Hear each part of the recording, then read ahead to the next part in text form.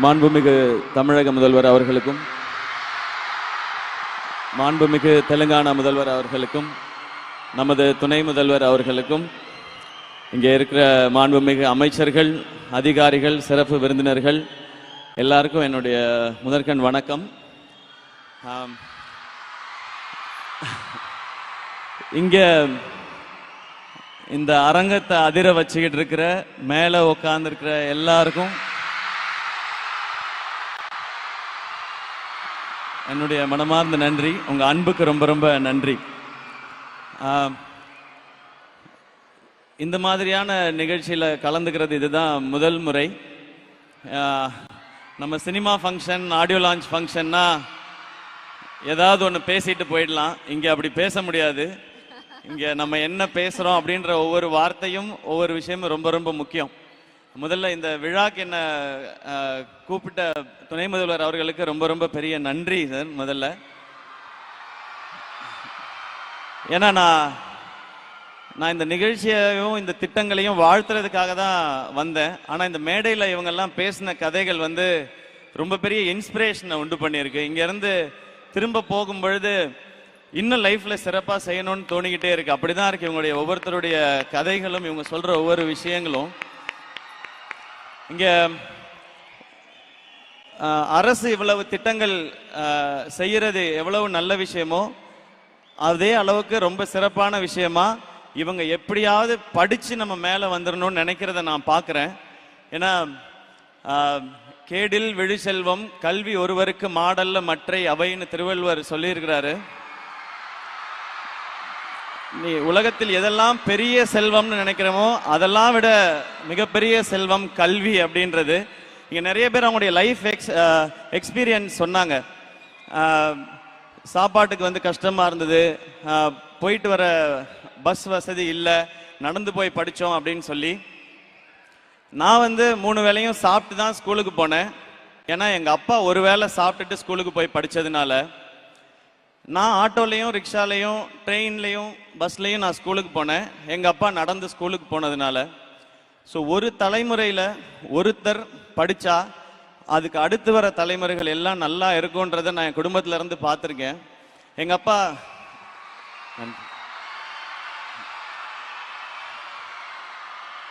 அப்பா அவங்க வீட்டில் இருந்த வசதிக்கு அவர் நினைச்ச படிப்பை படிக்க முடியல, கிடைச்ச படிப்பு தான் படித்தாரு.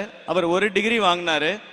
ஆனால் அவருடைய பையன் என்ன 2 டிகிரி படிக்க வச்சாரு, பிஇ எம்பிஏன்னு.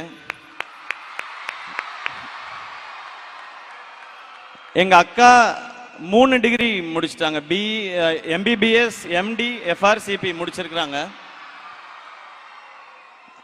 நான் பிஇ எம்பிஏ படித்ததுக்கும் இப்போ செய்கிற துறைக்கும் சம்மந்தமே இல்லை. நீ படித்தது வேற, ஆனால் நீ நடிச்சுக்கிட்டு இருக்கிய அப்படின்னு நீங்கள் கேட்கலாம். ஆனால் நான் நடிச்சுக்கிட்டு இருக்கும்போது இப்போவும் எனக்கு இருக்கிற பெரிய நம்பிக்கை, இந்த இண்டஸ்ட்ரி ரொம்ப ரொம்ப சவாலானது, சினிமா இண்டஸ்ட்ரி. அதுவும் எந்த ஒரு பின்னணியும் இல்லாமல் எந்த ஒரு துறைக்குள்ள நுழையிறதே ரொம்ப அசாத்தியமான விஷயம். அப்படி அந்த துறைக்குள்ள நுழைஞ்சு அங்க சவால் வரும்பொழுதெல்லாம் எனக்கு இருக்கிற ஒரே தைரியம், என்கிட்ட 2 டிகிரி இருக்கு, இங்க இருந்து அமிச்சிட்டிங்கன்னா நான் ஏதாவது ஒரு வேலை செஞ்சாவது என்னால் பொழைச்சிக்க முடியும் அப்படின்றது தான். அப்படி நிறைய பேருக்கு இங்க கனவுகள் இருக்கு. நான் படிப்பு டீசெண்டா படித்தேன் நான்.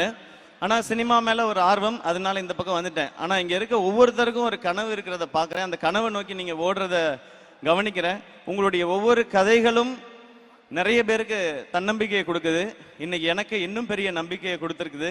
இந்த திட்டத்தினால பயன்பெற அத்தனை மாணவர்களுக்கும் என்னுடைய வாழ்த்துக்கள். இத்தனை பேர் வாழ்க்கையை மாற்றி கொண்டிருக்கிற அரசுக்கும், முதல்வர் அவர்களுக்கும், அதிகாரிகள் அனைவருக்கும் என்னுடைய நன்றி அண்ட் வணக்கங்கள். எனக்கு வேற என்ன சொல்லணும்னு தெரியல. நான் ஃபைனலா ஒண்ணு தான் சொல்றேன். லைஃப்ல நீங்க ஜெயிக்கணுமா, இல்ல சம்பாதிக்கணுமா, வீடு வாங்கணுமா, கார் வாங்கணுமா, இல்ல சக்சஸ்ஃபுல்லா இருக்கணுமா, அம்மா அப்பாவை பார்த்துக்கணுமா, எல்லாரும் முன்னாடியும் மரியாதையா இருக்கணுமா, எல்லாருக்கும் சமமா இருக்கணுமா, 1 ஸ்டாப் சொல்யூஷன். படிங்க, மார்க்குக்காக கொஞ்சம் படிங்க, வாழ்க்கைக்காக நிறைய படிங்க. நான் மார்க்குக்காக படித்தேன். ஆனால் வாழ்க்கைக்காக படிச்சேனான்னு தெரியல, அது அனுபவத்தில் வருது. நீங்கள் மார்க்குக்காக படிக்கிற அதே நேரத்தில் வாழ்க்கைக்கான தேவையானதையும் நிறைய படிங்க. இங்கே இருக்கிற அத்தனை பேருக்கும் ஒன்று சொல்லிக்கணும்னு தான் நினைக்கிறேன். உங்கள் எல்லாராலையும் இப்போ நீங்கள் என்ன செய்துட்டு இருக்கீங்களோ அதை தாண்டி ஒன்று செய்ய முடியும்.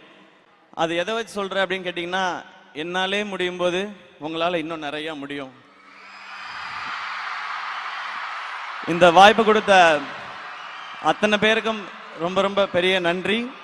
இது மாதிரியான திட்டங்கள் இன்னும் பெரிய சாதனையாளர்களை உருவாக்கும். இவங்க எல்லாரும் படித்து மேலே வரும்போது நம்மளும் ஒரு 4 பேருக்கு நல்லது செய்யணுன்ற இந்த விதை ஆரம்பிக்கும் பொழுதே அந்த மாதிரி ஒரு விருட்சமாக ஆரம்பிக்குதுன்றது இந்த திட்டத்தோட மிகப்பெரிய பலனாக பார்க்குறேன். இது இவங்க பயனடைகிறது மட்டும் இல்லை, இதை தொடர்ந்து அடுத்து வர நிறைய தலைமுறைகள் இதனால் பயன்பெறும்ன்றதான் என்னுடைய நம்பிக்கை. அந்த சந்தோஷத்தோட என்னுடைய உரையை முடிச்சுக்கிறேன். ரொம்ப ரொம்ப நன்றி. உங்க எல்லாரையும் சந்திச்சது ரொம்ப மகிழ்ச்சி. Thank you thank you. இவ்வளவு கைத்தட்டல்களுக்கு ரொம்ப ரொம்ப பெரிய நன்றி. ரொம்ப நன்றி. Love you all. செய்திகளை உடனுக்குடன் தெரிந்து கொள்ள கீழ்கண்ட கேபிள் மற்றும் டிடிஹெச் நெட்வொர்க்குகளில் எம்நாடு செய்தி தொலைக்காட்சியை காணுங்கள். பாதகம் செய்பவரை கண்டால் நாம் பயம் கொள்ளலாகாது பாப்பா. மோதி மிதித்து விடு பாப்பா, அவர் முகத்தில் உமிழ்ந்து விடு பாப்பா. அண்மை செய்திகளை உடனுக்குடன் தெரிந்து கொள்ள இணைந்திருங்கள் எம்நாடு தொலைக்காட்சியுடன்.